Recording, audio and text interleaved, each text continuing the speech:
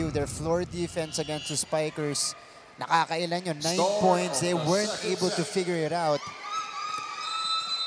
So set number 2 is here. Good to have you with us. On a Friday. Letran gets first blood. Royce De La Cruz connects. And we see Sari now starting for the Lady Knights. That's right. Vanessa Sari, who was late entry in the first set. De La Cruz, too strong. Service goes out.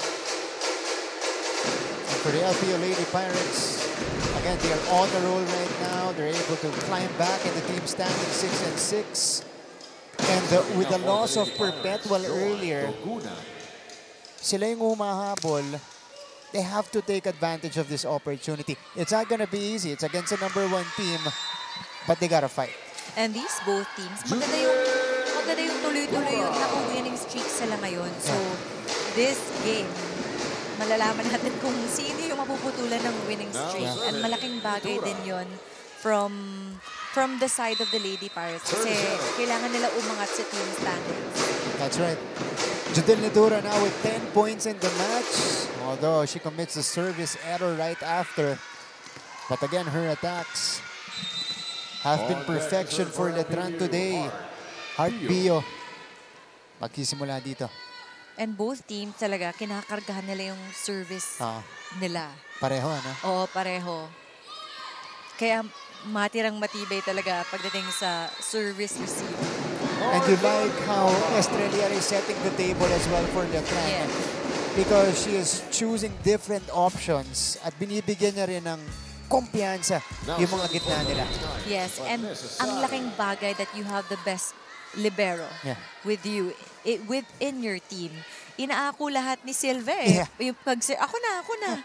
Pag may isa na nag-misreceive, pupwesto na siya doon. Yun naman talaga yung trabaho ng libero. You have to be a leader sa backline. Spoken like a legendary libero herself. Of course, kumbaga ikaw yung setter, ang gaganda ng pasa sa'yo eh. Diba? Mas madali ang buhay mo. Yes. Mochilias catching the line. Wow! Mochilias now with 4 points, stepping up for Jaja Tulang na nagpapagaling ngayon for the Lady Pirates. This is a legitimate freshman. Itong si Mochilias. First year. Ito masyadong malakas. Too much power there and high risk, high reward. But for a first-year player, nakikitaan mo siya talaga ng tapang sa loob ng court. She is unfazed and she is just embracing the opportunity. And this season talaga, ang daming promising rookies per team, di ba? Yeah. Like every team, may kita mo na first 6 na yung rookie and providing points for the team. Kaya nakakatuwa itong NCAA 100. That's right. Hiromi Osada on the soft tip. LPU in front. Gia. Lara May ang nagdala kay Gia. They're used to that. They've been teammates in beach volleyball in the past 2 seasons. Kaya yung mga underhand setup na yung kabisado nilang dalawa. Makilan! It is saved. Chance ball for Letran. Estrella back to Gia. She knew what to do with that ball. She targeted everywhere. Zone 1 did not work. Cross court did not work. Okay, power tip. Now serving. Gia Makilan. Kaya alam mo kapag beach volleyball player magaling talaga pumpuwesto ng bola. Kasi instinct yung babasahin muna, kahit mabilis, bago mag-desisyon, Yes. And ang galing mag-adjust kagad ng palo. Too strong for Joan Duguna, so that's 2 straight for the Lady Knights. We are seeing inconsistencies right now for the Lady Pirates. Yung offense nila, this is not their, best day for their offense, pero we know they can do better. And Uy. I think big factor din, kanina they're struggling with their service reception. Ang daming overdigs na medyo nahihirapan din si Mingming.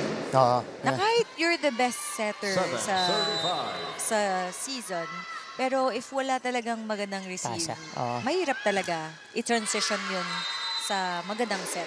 And that's a good example. An underhand set. Not gonna work for LPU. Letran is ahead again, going into the technical timeout. Pagbalik natin, pakinggan natin si Aliyah Fideliaga.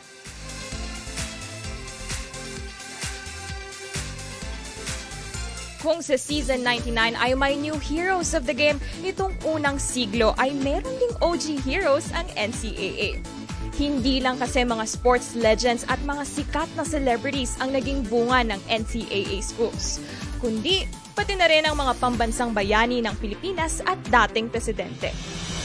Produkto ng Kolehiyo de San Juan de Letran ang mga revolusyonaryong sina Apolinario Mabini at Emilio Jacinto.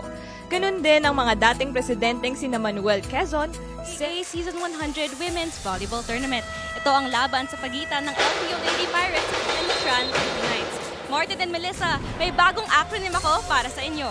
LPU, level-headedness, precision, and unity. Yan ang gustong makita ni Coach Cromwell Garcia mula sa kanyang koponan. He wants the Lady Pirates to maintain their composure and presence of mind, be precise on offense and defense, and fight as one. Dagdag pa ni Coach that he wants to see their preparation and training translate in today's game. As they aim to counter their slow start, let's see if they can turn things around in the second set as they take it 1 point at a time. Balik sa inyo, Martin and Melissa. Maraming salamat to our courtside reporter, Aliyah Fideliaga. LPU needs LPU right now. Yes. Diba? Here in the second set. That's a good acronym coming from Aliyah. And now it's not working for LPU. Gia Makilang continues to feast. 9-35.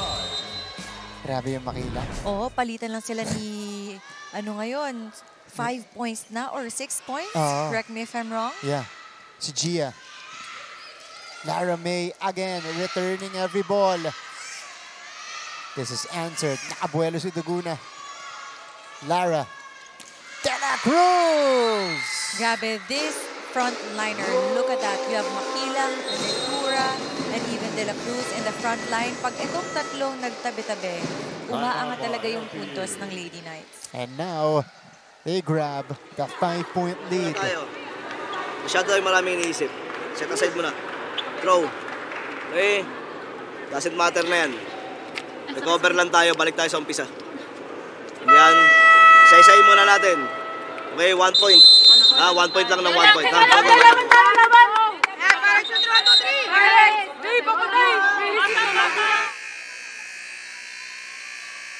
Okay. Look at the run for Letran. 6-0 run. We started 4-5. Abante pa nun ng LPU. Pero ito na. Bumulusok ng muli itong Lady Knights. And may kita natin kung paano maging consistent and grabe kumapit din yung Lady Knights kahit lamang yung kalaban nila. Oh, John Duguna. Vanessa Sari got there but unable to. Yeah, we've been waiting for that kind of offense from the Lady Pirates and Duguna answered. Ito, Joan Duguna again. This LPU team has that capability. You know, they have so much in their engine. We're talking about the three of spikers that they have. Pati na rin yung mga gitna nila. Ooh! And that's something they can't afford. Lalo ngayon, momentum! Yeah, we don't wanna see more errors from their side kasi lalong tataas yung lamang ng Lady Knights. Gia Makilang begins too strong. Service goes out. Also happened in the first set. Yung alam mo, kargado yung mga palo nito ni Gia, no? Yung serves nila talaga, they're loading it up para mahirapan din yung service reception ng Lady Pirates. And ang ganda ng tactic nila na gano'n. Yeah. De La Cruz sent back. That's Heart Bio with the kill block. Great by Heart Bio sa blocker. Let's look at the replay. Single coverage. Sobrang sarado ang bako. Bantay na bantay. And one of the strengths din ng Lady Pirates, si Heart Bio, kahit na single block siya, ang tangkad kasi, you see the advantage of her height. That's right. She has good timing as well. Yes. Jonah from behind. Uy! Lapit sa neto. Ginawa ng paraan ni Nitura. Mochilias angles it. Nat. Back to Judel. Returned. Back-to-back kill blocks for LPU. Great efforts there by both teams, but we have a miscommunication from the side of the Lady Knights. Oh, that was Doguna getting to it. Di sila nakasarado ni Bio, pero Doguna was enough to deny the attempt. Sari! A dig by Jonah Dolorito. Ito yung bigay. Nitura! And another one. Another cross-court hit. Very sharp. That ends. Ang lakas talaga ng palo niya. Diyan sa setter's area. 12 puntos na para kay Nitura. That ends the 3-0 run netong Lady Pirates. But they give the point back with De La Cruz's service error. Points. Nagko-close in na dahil sa mga service errors ng Lady Knights. Dapat i-lesson talaga nila yung errors because you don't know, baka bumawi yung Lady Pirates. Doguna. Kinargahan yung serve, but Silva again with a good first ball. Top receiver, or rather number 2 receiver right now in the league. Dolorito is denied. Solid block read there by Nitura. Letran's blocking. Look at that read. Talagang inabot niya para bumagsak sa floor eh. Yeah. 13-10. Jonah fires back. Great power down the line hit. Adjusting her attempt. And great set there too by Ming Ming. Serving up for the Lady Pirates. And we've been waiting for that kind of spike from the side of the Lady Pirates because they were struggling a while ago with their service reception. That's right. Heart Bio. Abuelo si Sari. This one was deflected. Ming. Back to Jonah. Outside. And that goes out. Masyadong lihis. Oo, masyado niyang iniwas sa blocker kasi gagaling din ang mga blockers ng Letran kaya talagang iiwasan mo. Kasi kanina na-block na siya. Oo. So talagang binigay niya yung respect dun sa skills ng blockers. Wow! Mochilias. Nitura. Unstoppable. And we see a different energy ni Nitura, and kahit mapa-backline, grabe yung mga palo niya, ang tutulis, ang lalakas. Grabe naman yun. And that's her 13th score? No, 14th. 14th na. Wow. Kahit tayo, hindi na natin nabibilang kasi ang dami. So, tuloy-tuloy yung scoring ni Judel dito as Mochilias puts it down. Great angle there. Wow, is it a checkout? So, no challenge. Video challenge So, request by the LPU Lady ang Pirates. challenge ng LPU ay block touch. So, it's not dun sa ball in and out, ano? Yes, block touch. Kasi mukha. Mukhang may deflection, may Yeah, from dinaanan. our angle too. I kind of saw, Yeah. So, we'll see. Okay. So, Lady Pirates is gonna be a big call for them. Because if it is unsuccessful, Letran will grab the 5-point lead. So pretty much like what happened in set number 1, if it goes in their favor, babasa tatlo. Yes. And I think the Lady Pirates needed also this pause to regroup. Oh, no. Kasi medyo midway na tayo ng second set. The players of the LPU Pirates, Ato Barba, Renz Villegas on your screens. Of course, they're still preparing for season 101. You know, this is a team that made it to the Final Four again in season 100 this past season. Buong team nila nandun eh. Ayan, okay, 15-11. Sila yung nag-cheer. Ito, tingnan nga natin, Mel. Oh, yeah. Wow, great call. Yeah. After And there was a block cut. the cheers are actually coming from the LPU basketball team. Sila yung malakas mag-cheer dito. Kasi sabi sa akin ni si Maclod nung isang araw, kaibigan nila ang volleyball team. Kasi same ano rin eh. Siyempre, pareho ng dorm, ganyan. So talagang suportahan yung mga atleta natin. Napal! Great running play there by Estelier to Napal. Ang ganda ng set, ang ganda ng typing, and walang blocker. Yeah. Second technical timeout. Magbabalik po kami.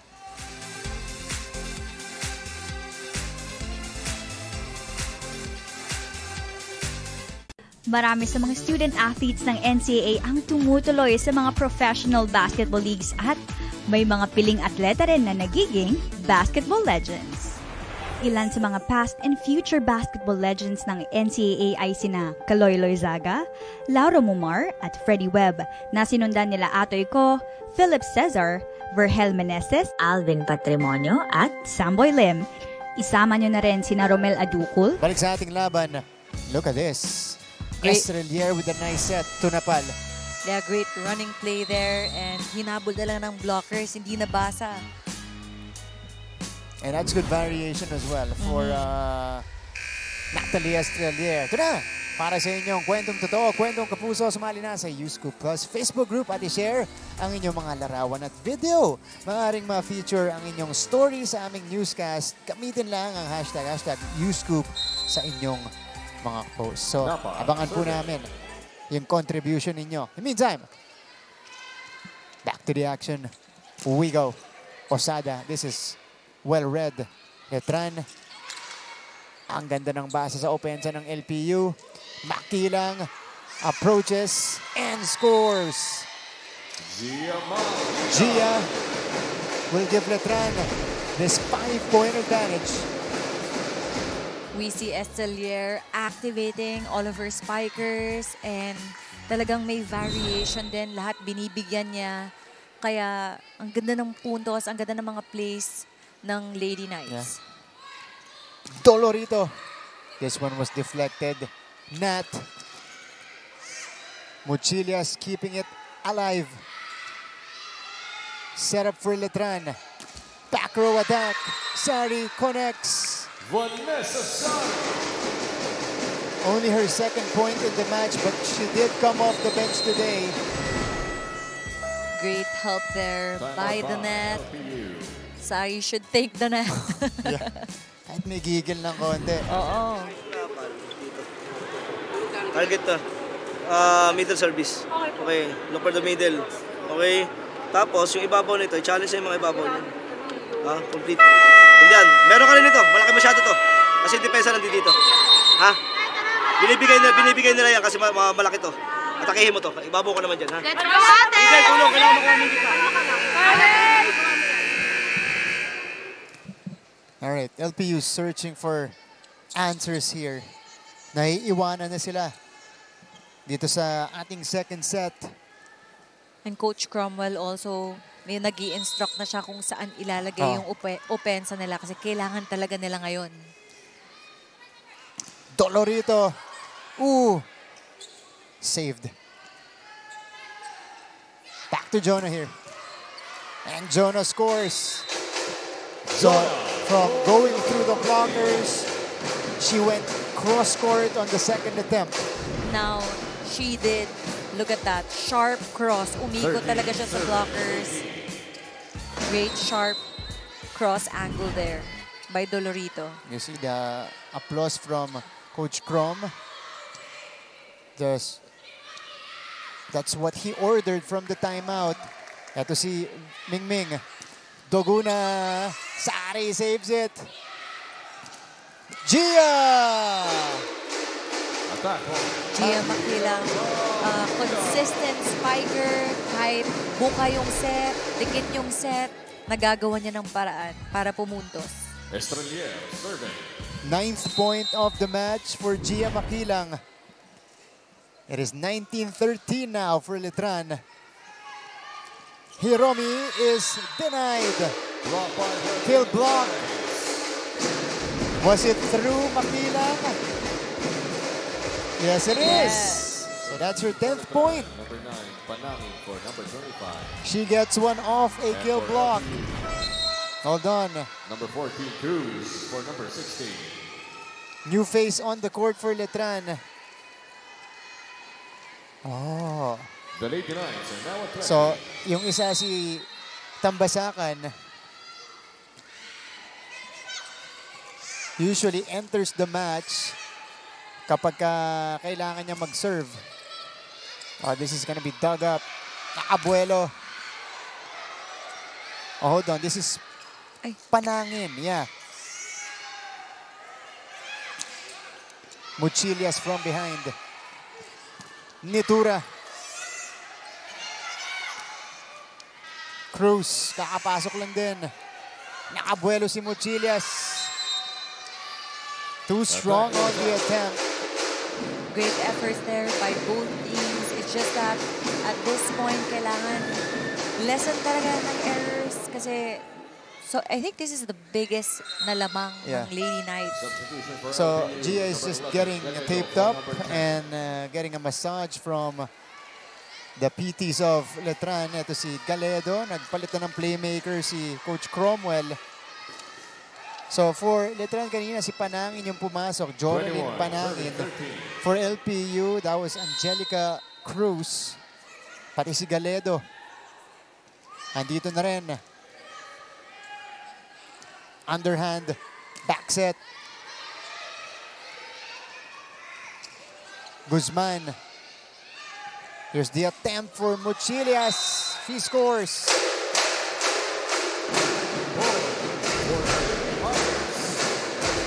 So badly needed point for the LPU Lady Pirates. Great backline hit there by Muchilias. Ang ganda ng pagka-step up ni Muchilias for Jaja Tulang. She's very consistent from the start. Hindi siya masyado nag-error for the team. And a silent operator. Precisely. Solid all around. Ooh, this is gonna be returned. Bumuelo yung Doguna. Pinalik ulit. Pero buhay pa. The fly-in will not work. Nitura swings. A put down once again for Judel Nitura. Ang galing ng adjustment ni Nitura sa out-of-system play. Medyo buka kasi yung set sa kanya pero nagawa niya ng paraan. Grabe, on a roll. Kahit anong set sa kanya, puntos talaga ngayon. 15 points now for Judel. This is a faulty pickup for LPU. It will be a free ball for Letran. Running attack. Too strong. Attack goes out. Masyado malakas. Pati yung Nitura. Sweep naman ang sinubukan ngayon. Ang ganda ng connection ngayon ni Estelier at saka Nitura. Ganda ng target na yun. Yeah. She has probably unleashed all of her attacks here as Vanessa Sari gets that one off a combination. Great receive there by the second libero and Virga for the Lady Knights. Yeah. Binibigyan ng playing time at ni Coach O, yung mga youngins nila. Si Isar papasok dito sa ating laban. Letran is 2 points away from taking the second set. At pahinga rin yan para kay Lara May na kanina pa talagang nililinis yung floor for Letran. Oh, this is returned. Again, it's the activity at the net of the blockers, forcing LPU's attackers to variate. And Sari. That's going to be an error on Letran's side. Now serving for LPU, Joan Duguna will begin.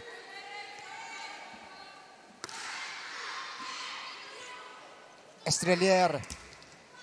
That bounced off the net for Nitura. Eto si Mochilias. Sobra. Yeah, she had to really adjust to get her targeted spot. Set point for Letran. At ang magsisimula ay si Jodel Nitura, who now has 15 points.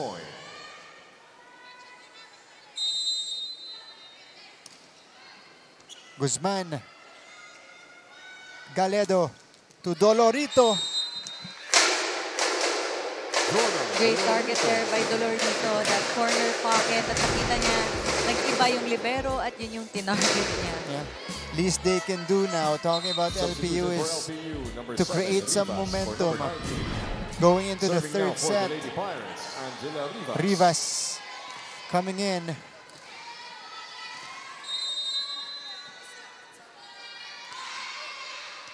And Verga. Sari puts it down and ends the second set.